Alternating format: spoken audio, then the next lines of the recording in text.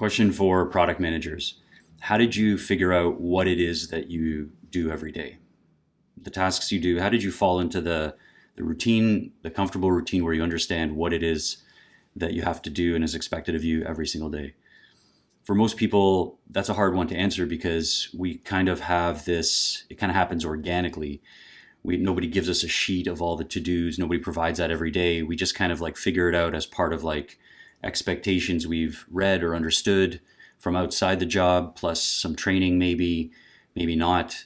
But for the most part, we don't quite understand how we find our day-to-day routine. And yet that's really important because if you think about product management specifically, the first product managers were created, that role was created in 1931. So do you think you're doing the same thing that those product managers are doing? And do you think that in 5 years, the product managers then will be doing what you're doing today?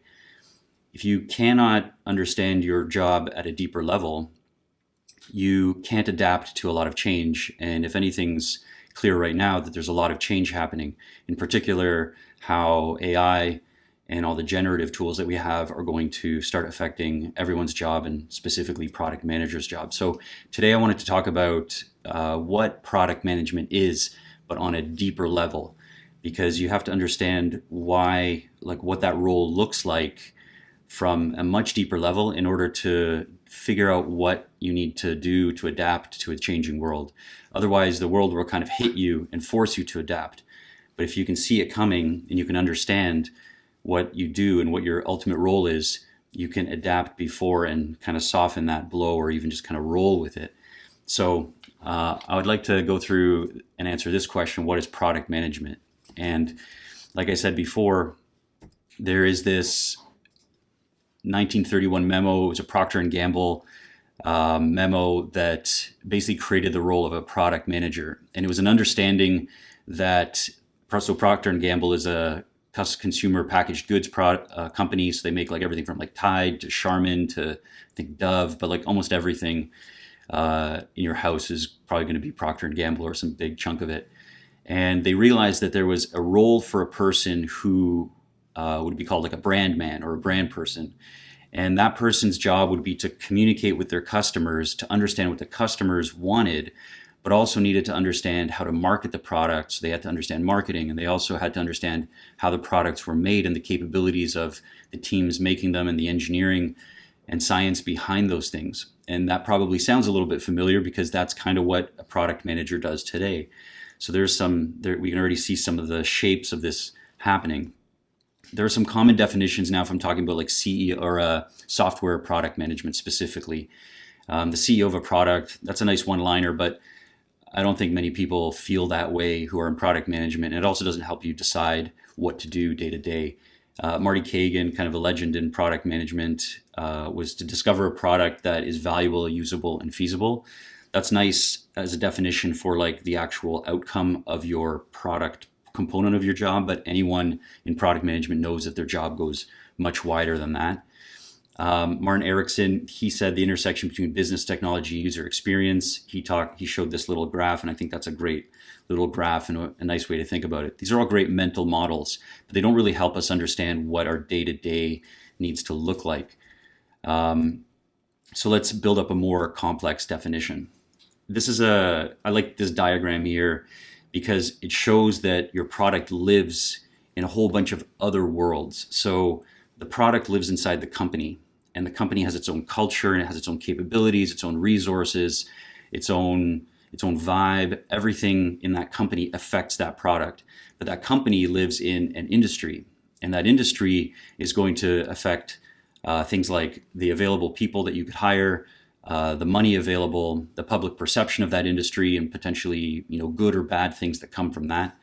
That industry is affected by the available technology around it. So some technologies span across multiple industries. We could say AI is like that. Other technologies are maybe more specific. So you could say like battery technology, maybe for electric cars, or engine technology in the case of gas cars, or chemistry in the case of like a consumer packaged good product like Tide. So your technology defines what the industry is capable of building.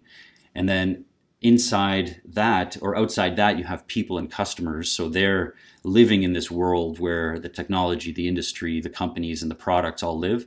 And then those customers live in the culture of the larger world, and they're affected by it. So all of these things like kind of seep through, and there's this kind of soaking of all these things down to the middle of your product. And that's important to understand because you need to be a student of all of those things: the company culture, the industry, technology, people, customers, and the wider culture. If you're not, you're going to have blind spots. I mean, it's not the end of the world, but to think of your role as somebody who does understand up and down that sort of nested column is important.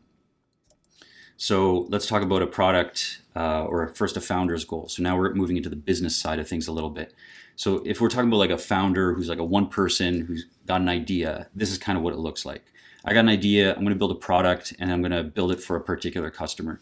Very simple flow.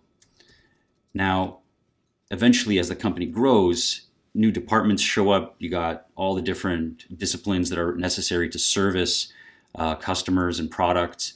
You have a range of products, and then you have a range of different types of customers. And this is just a natural progression if your business is doing well.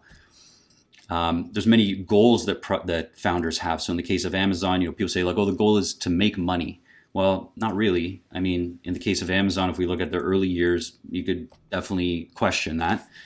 In the case of Facebook, same deal. In the early years of Facebook, their goal was not money. Their goal was to grow. And they had this real push for growth to reach 1 billion users for every one of their products before they started even monetizing them. And we're seeing that now with the Threads app, where they're just focused on product.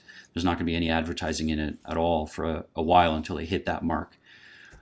So goals vary, but all products exist to achieve them. So it's not just money, it's not just the business, although it may be, but it's not singular like that. So you have to understand your particular situation in your company and what the goals of that company are, or the goals of the founder, whatever the driving force is there.